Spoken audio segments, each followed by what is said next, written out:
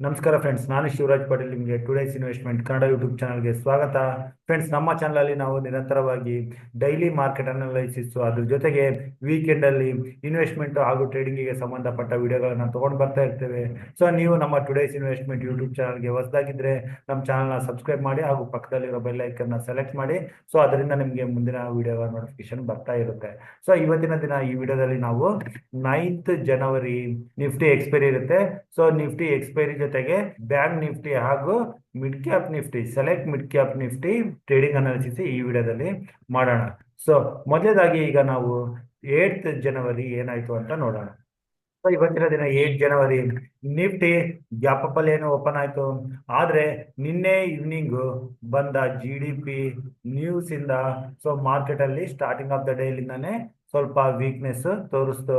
So ಇದರಿಂದ Nifty higher level ಇಂದ 250 points correction ಕೊಟ್ಟಿದ್ದು, ನಮ್ಮ ಪ್ರೀವಿಯಸ್ ಸಪೋರ್ಟ್ ಟ್ರೆಂಡ್ ಲೈನ್ ನ ಕೂಡ ಬ್ರೇಕ್ ಆಗಿ, ಆದ್ರೆ ಕೆಳಗಡೆ 23,500 ಹತ್ರ ಸಪೋರ್ಟ್ ತಗೊಂಡು ಇಲ್ಲಿಂದ 200 ಪಾಯಿಂಟ್ಸ್ ರಿಕವರಿ ಆಗಿ ಎಂಡ್ ಆಫ್ ದ ಡೇ 23,688 ಹತ್ರ ಕ್ಲೋಸಿಂಗ್ ನ ಕಂಡಿದೆ. ಆದ್ರೆ ಇದು ನೆಗೆಟಿವ್ ಆಗಿತ್ತು, -18 ಪಾಯಿಂಟ್ಸ್ ಅಷ್ಟು. ಅದೇ ಬ್ಯಾಂಕ್ ನಿಫ್ಟಿನಲ್ಲಿ -367 ಪಾಯಿಂಟ್ಸ್ ಆದ್ರೆ ಸೆಲೆಕ್ಟ್ ಮಿಡ್ ಕ್ಯಾಪ್ ನಿಫ್ಟಿನಲ್ಲಿ 177 ಪಾಯಿಂಟ್ಸ್ ನೆಗೆಟಿವ್ ಕ್ಲೋಸಿಂಗ್ ಇತ್ತು. ಸೊ ಈ ನೆಗೆಟಿವ್ ಕ್ಲೋಸಿಂಗ್ ಅಲ್ಲಿ ಯಾವ ಸೆಕ್ಟರ್ ಅಲ್ಲಿ ಹೆಚ್ಚಿನದಾಗಿ ಕರೆಕ್ಷನ್ ಬಂದಿತ್ತು ಅಂತ ನೋಡೋದಾದ್ರೆ ಇಲ್ಲಿ ನಾವು ನೋಡ್ಬೋದು. ಬ್ಯಾಂಕ್ ನಿಫ್ಟಿ ಬ್ಯಾಂಕ್ ಅಲ್ಲಿ 0.73% ಆದ್ರೆ ಇಲ್ಲಿ ಫೈನಾನ್ಷಿಯಲ್ ಸೆಕ್ಟರ್ ಅಲ್ಲಿ 0.83% ಅಷ್ಟು ಹೆಚ್ಚಿನದಾಗಿ ಕರೆಕ್ಷನ್ ಬಂದಿತ್ತು. ನಿನ್ನೆ ದಿನ ನಾವು ನೋಡಿದ್ದು IT ಸೆಕ್ಟರ್ ಅಲ್ಲಿ ಮಾತ್ರನೇ ನೆಗೆಟಿವ್ ಇತ್ತು. ಆದ್ರೆ ಇವತ್ತಿನ ದಿನ IT ಸೆಕ್ಟರ್ FMCG ನಲ್ಲಿ ಪಾಸಿಟಿವ್ ಕ್ಲೋಸಿಂಗ್ ಕಂಡಿದೆ ಗ್ರೀನ್ ಕಲರ್ ಅಲ್ಲಿ. ಇನ್ನು ನಾವು ಕೆಳಗಡೆ ಬಂದ್ರೆ ನಿಫ್ಟಿ ಕನ್ಸ್ಯೂಮರ್ ಡ್ಯೂರಬಲ್ಸ್ ಅಲ್ಲಿ 2.16% ಅಷ್ಟು ಹೈಯೆಸ್ಟ್ ನೆಗೆಟಿವ್ ಕ್ಲೋಸಿಂಗ್ ಇಲ್ಲಿ ಕಂಡಿದೆ. ಅದೇ Nifty oil and gas so ಇಲ್ಲಿ 1.54% ಅಷ್ಟು ಪಾಸಿಟಿವ್ ಕ್ಲೋಸಿಂಗ್ ಕಂಡು ಬಂದಿದೆ. ಸೊ ರಿಲಯನ್ಸ್ ಸಪೋರ್ಟ್ ಇಂದ ಈ ಪಾಸಿಟಿವ್ ಕ್ಲೋಸಿಂಗ್ ಇಲ್ಲಿ ಕಾಣಿಸ್ತಾ ಇದೆ. ಇನ್ನು mid and small health care ಅಲ್ಲಿ ಕೂಡ ಮೋರ್ ದೆನ್ 1%, ಅದ್ರ ಜೊತೆಗೆ ಮಿಡ್ ಸ್ಮಾಲ್ ಫೈನಾನ್ಷಿಯಲ್ ಸರ್ವಿಸಸ್ ಕೂಡ ಮೋರ್ ದೆನ್ 1% ನೆಗೆಟಿವ್ ಕ್ಲೋಸಿಂಗ್ ಇಲ್ಲಿ ತೋರಿಸ್ತಾ ಇದೆ. ಸೊ ಮೇನ್ ಆಗಿ IT, FMCG ಹಾಗೂ ಆಯಿಲ್ ಅಂಡ್ ಗ್ಯಾಸ್ ಅಲ್ಲಿ ನಾವು ಪಾಸಿಟಿವ್ ಕ್ಲೋಸಿಂಗ್ ನ ನೋಡಿದೀವಿ. ಸೊ ಈಗ ಮುಂದುವರೆಯೋದಕ್ಕಿಂತ ಮುಂಚೆ ನಮ್ಮ ಇಂಪಾರ್ಟೆಂಟ್ ಪ್ಯಾರಾಮೀಟರ್ಸ್ ನಾವು ಕ್ವಿಕ್ ಆಗಿ ನೋಡ್ತಾ ಹೋಗೋಣ. ಮೊದಲದಾಗಿ India volatility index, India VIX ಗೆ ಬಂದ್ರೆ ಇದು 14.5 ಹತ್ರ ಇದೆ, ನ್ಯೂಟ್ರಲ್ ಅಂತಾನೆ ಹೇಳ್ಬೋದು. ಯಾವುದೇ ಮೂವ್ಮೆಂಟಮ್ ಇವತ್ತಿನ ದಿನ ಇಲ್ಲಿ ಕಾಣಿಸ್ಲಿಲ್ಲ. US 10-year ಬಾಂಡ್ ಇಡ್ ಮಾತ್ರ 4.6 ಮೇಲೆ ಇದೆ, 4.7 ಹತ್ರ. ಸೊ ಇದು ಆಕ್ಚುಲಿ ಈಕ್ವಿಟಿ ಮಾರ್ಕೆಟ್ಗೆ ನೆಗೆಟಿವ್ ಆಗೇ ಇರುತ್ತೆ. ಇನ್ನು US ಡಾಲರ್ ಇಂಡೆಕ್ಸ್ ಇದು 109 ಮೇಲೆ ಹೋಗಿದೆ. ಸೊ ಇದು ಆಕ್ಚುಲಿ ನಮಗೆ ನೆಗೆಟಿವ್ ಆಗಿ ಕಾಣಿಸ್ತಾ ಇದೆ. Not only in Indian market, other market ಅಲ್ಲಿ ಕೂಡ ಈಕ್ವಿಟಿ ಮಾರ್ಕೆಟ್ಗೆ ಇದು ನೆಗೆಟಿವ್ ಆಗಿ ಇರುತ್ತೆ. Next rupee value against US dollar ಇದು 85.8 ಹತ್ರ ಹೋಗಿದೆ. ಸೊ ಇದು ಕೂಡ ನಮಗೆ ಸದ್ಯಕ್ಕೆ ನೆಗೆಟಿವ್ ಆಗಿ ಕಾಣಿಸ್ತಾ ಇದೆ. ಸೊ ಇದು 86 ಮೇಲೆ ಎಲ್ಲ ಹೋದ್ರೆ ಇನ್ನು ಹೆಚ್ಚಿನ ನೆಗೆಟಿವಿಟಿ ಇಂಡಿಯನ್ ಮಾರ್ಕೆಟ್ ಅಲ್ಲಿ ಬರುತ್ತೆ. ಸೊ ನೆಕ್ಸ್ಟ್ ಬಂದ್ರೆ ಬ್ರೆಂಟ್ ಕ್ರೂಡ್ ಆಯಿಲ್, ಇದು 77.5 ಹತ್ರ ಹೋಗಿದ್ದು, ಕೆಳಗಡೆ 76.6 ಹತ್ರ ಬಂದಿದೆ. ಸೊ ಇದು ನಾಳೆ ದಿನ ನಮ್ಮ ಇಂಡಿಯನ್ ಮಾರ್ಕೆಟ್ ಓಪನ್ ಆಗೋ ಸಮಯದಲ್ಲಿ ಹೇಗಿರುತ್ತೆ ಅಂತ ನಾವು ಕಾದು ನೋಡ್ಬೇಕಾಗುತ್ತೆ. ಸೊ ಟೋಟಲ್ ಆಗಿ ಎಲ್ಲಾ ಪ್ಯಾರಾಮೀಟರ್ಸ್ ಕಡೆಯಿಂದ ಸದ್ಯಕ್ಕೆ ಇದು ನೆಗೆಟಿವ್ ಸೆಂಟಿಮೆಂಟ್ ಇಲ್ಲಿ ನಮಗೆ ಕಾಣಿಸ್ತಾ ಇದೆ. ಇನ್ನು US ಮಾರ್ಕೆಟ್ಗೆ ಬಂದ್ರೆ US ಮಾರ್ಕೆಟ್ ಅಲ್ಲಿ ನಿನ್ನೆ ದಿನ ಕರೆಕ್ಷನ್ ಕಂಡು ಅದಾದ್ಮೇಲೆ ಸ್ವಲ್ಪ ರಿಕವರಿ ಕಂಡಿತ್ತು ಡೌ ಜೋನ್ಸ್ ಅಲ್ಲಿ. ಅದೇ ನಾಸ್ಡಾಕ್ ಅಂದ್ರೆ US IT ಇಂಡೆಕ್ಸ್, ಸೊ ಇದರಲ್ಲಿ ಮಾತ್ರ ನಿನ್ನೆ ದಿನದಿಂದಾನೇ ಸ್ವಲ್ಪ ನೆಗೆಟಿವ್ ಸೆಂಟಿಮೆಂಟ್ ಇಲ್ಲಿ ಕಾಣಿಸ್ತಾ ಇದೆ. ಈಗ ಕ್ವಿಕ್ ಆಗಿ ಆಪ್ಷನ್ ಚೈನ್ ನ ಕೂಡ ಚೆಕ್ ಮಾಡೋಣ. ಈಗ ನಾನು ಆಪ್ಷನ್ ಚೈನ್ ಅಲ್ಲಿ ಟೋಟಲ್ ಓಪನ್ ಇಂಟ್ರೆಸ್ಟ್ ನ ಚೆಕ್ ಮಾಡಿದ್ರೆ 19 lakhs ಇದೆ ಪುಟ್ ಸೈಡ್ ಅಲ್ಲಿ, 27 lakhs ಕಾಲ್ ಸೈಡ್ ಅಲ್ಲಿ ಇದೆ. ಸೊ ಇನ್ನು ಮಾರ್ಕೆಟ್ ಬೇರಿಶ್ ಆಗಿ ಕಾಣಿಸ್ತಾ ಇದೆ ನಿಫ್ಟಿ ಸೈಡ್. ಇನ್ನು Nifty side total open interest 1,08,000 23,700 ಹತ್ರ ಅರ್ಧ ಮನಿ. ನೆಕ್ಸ್ಟ್ 1,14,000 23,800 ಹತ್ರ, ಅಲ್ಲಿಂದ ಡೈರೆಕ್ಟ್ ಆಗಿ 24,000 ರೆಸಿಸ್ಟೆನ್ಸ್ ಇಲ್ಲಿ ಕಾಣಿಸ್ತಾ ಇದೆ. ಇನ್ನು ಪುಟ್ ಸೈಡ್ ಅಲ್ಲಿ ಬಂದ್ರೆ ಚೇಂಜ್ ಇನ್ ಓಪನ್ ಇಂಟ್ರೆಸ್ಟ್ ಅಲ್ಲಿ 23,750 ವರೆಗೂ ತಮ್ಮ ಪೊಸಿಷನ್ಸ್ ಗಳಿಂದ ಪುಟ್ ರೈಟರ್ಸ್ ಹೊರಗಡೆ ಹೋಗ್ತಿದ್ದಾರೆ. ಇನ್ನು ಕೆಳಗಡೆ ಹೈಯೆಸ್ಟ್ ಓಪನ್ ಇಂಟ್ರೆಸ್ಟ್ ಅಂದ್ರೆ 23,700 76,000 ಓಪನ್ ಇಂಟ್ರೆಸ್ಟ್ ಇದಾವೆ. ಸೊ 23,700 ಮೇಕರ್ ಬ್ರೇಕ್ ಲೆವೆಲ್ ಆಗಿರುತ್ತೆ.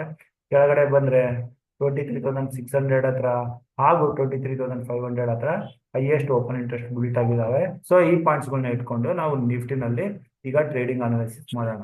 ಸೊ ನಿಫ್ಟಿ ಕ್ಲೋಸಿಂಗ್ 23,688 ಹತ್ರ ಇದೆ.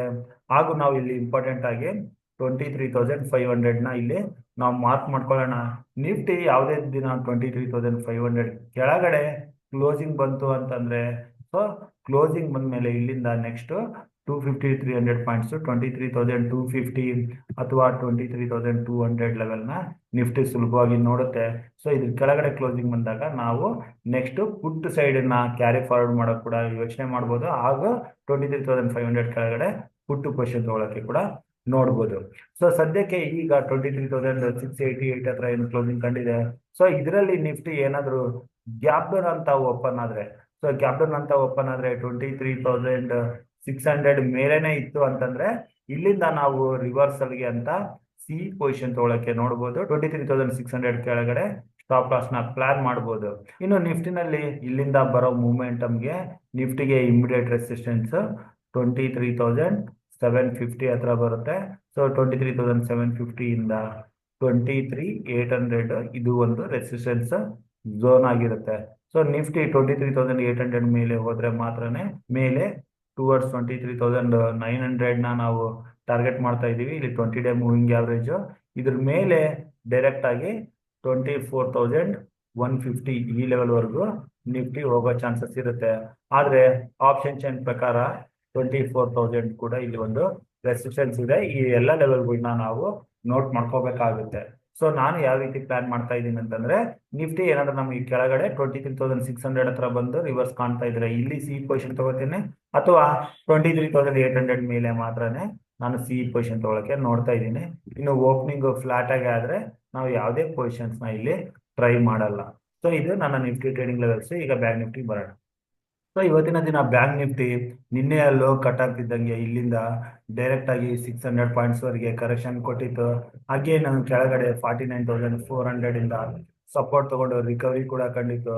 ಈಗ ಬ್ಯಾಂಕ್ ನಿಫ್ಟಿ ಕ್ಲೋಸಿಂಗ್ 49,835 ಹತ್ರ ಇದೆ. ಸೊ ಬ್ಯಾಂಕ್ ನಿಫ್ಟಿನಲ್ಲಿ ನಾವು ನೆಕ್ಸ್ಟ್ ಮೂಮೆಂಟಮ್ 50,100 ಮೇಲೆ ನೋಡ್ತಾ ಇದ್ದೀವಿ. ಇಲ್ಲಿಂದ ಬರೋ ಮೂಮೆಂಟಮ್ ಮೇ ಬಿ ಇಲ್ಲಿ ಇಮಿಡಿಯೇಟ್ ಆಗಿ ಮೂವಿಂಗ್ ಆವರೇಜಸ್ ಇದಾವೆ.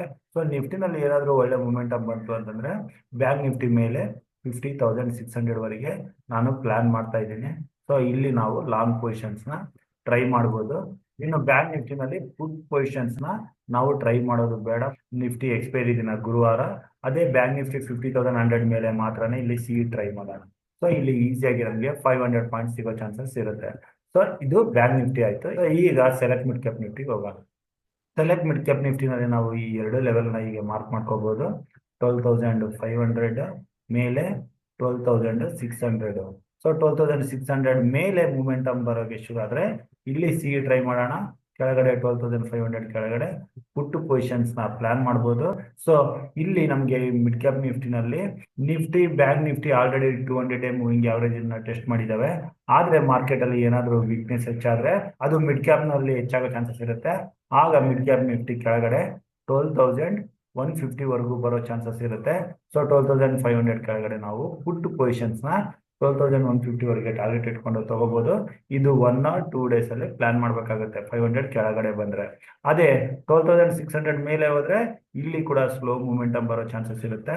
ಇಲ್ಲಿ ಕೂಡ ಸ್ಲೋ ಮೂಮೆಂಟಮ್ 12,800 ವರೆಗೂ ತಗೊಂಡೋಗೋ ಚಾನ್ಸಸ್ ಇರುತ್ತೆ. ಇಲ್ಲಿ 10 ಡೇ ಹಾಗೂ 20 ಡೇ ಮೂವಿಂಗ್ ಆವರೇಜ್ ಇದಾವೆ. ಸೊ ಈ ಟಾರ್ಗೆಟ್ಗಳನ್ನ ಇಟ್ಕೊಂಡು ನಾವು ಸೆಲೆಕ್ಟ್ ಮಿಡ್ ಕ್ಯಾಪ್ ನಿಫ್ಟಿನಲ್ಲಿ 9th ಜನವರಿ ಟ್ರೇಡಿಂಗ್ ಪ್ಲಾನ್ ಮಾಡಬಹುದು. ಇನ್ನು ಫೈನಲ್ ಆಗಿ ನಾವು ನಮ್ಮ ಟುಡೇಸ್ ಇನ್ವೆಸ್ಟ್ಮೆಂಟ್ ಟೆಲಿಗ್ರಾಮ್ ಗ್ರೂಪ್ ಅಲ್ಲಿ ಮೆನ್ಷನ್ ಮಾಡಿದ್ದೆ. ಇಲ್ಲಿ ಇವತ್ತಿನ ದಿನ ಅಂದ್ರೆ 8th ಜನವರಿ ಸ್ಟ್ಯಾಂಡರ್ಡ್ ಗ್ಲಾಸ್ ಲೈನಿಂಗ್ IPO ಇಲ್ಲಿ ಕ್ಲೋಸ್ ಆಗ್ತಾ ಇದೆ. ಇಲ್ಲಿ ನಾನು ಮೆನ್ಷನ್ ಮಾಡಿದ್ದೆ ಅಪ್ಲೈ ಮಾಡೋರು ಮಾಡ್ಬೋದು ಅಂತ. ಇಲ್ಲಿ ಲಿಸ್ಟಿಂಗ್ ಏನು 62% ವರೆಗೆ ಸಿಗೋ ಚಾನ್ಸಸ್ ಇರುತ್ತೆ. ಸೊ ಇದು ಮಿಸ್ ಮಾಡಿದ್ರೆ ಕೂಡ 9th ಜನವರಿಗೆ ಕ್ವಾಡ್ರೆಂಟ್ ಫ್ಯೂಚರ್ IPO ಕ್ಲೋಸ್ ಆಗುತ್ತೆ. ಸೊ ಇಲ್ಲಿ 72% ವರೆಗೆ GMP ತೋರಿಸ್ತಾ ಇದೆ. ಸೊ ಇಲ್ಲಿ ಕೂಡ ನಾವು ಲಿಸ್ಟಿಂಗ್ ಗೇನ್ಗೆ ಹಾಗೂ ಲಾಂಗ್ ಟರ್ಮ್ಗೆ ಇನ್ವೆಸ್ಟ್ಮೆಂಟ್ಗೆ ಕೂಡ IPO ನಲ್ಲಿ ಅಪ್ಲೈ ಮಾಡ್ಬೋದು 9th ಜನವರಿ ಈವ್ನಿಂಗು 5 o'clock ಒಳಗಡೆ. ಸೊ ಇಷ್ಟೇ ಹೇಳ್ತಾ ಇವತ್ತಿನ ವಿಡಿಯೋ ಇಲ್ಲಿಗೆ ಮುಗಿಸ್ತಾ ಇದ್ದೀನಿ. ನನ್ನ ಮುಂದಿನ ವಿಡಿಯೋ ಬರೋವರೆಗೂ ನಿಮಗೆ ನನ್ನ ಕಡೆಯಿಂದ ಧನ್ಯವಾದಗಳು. Thank you.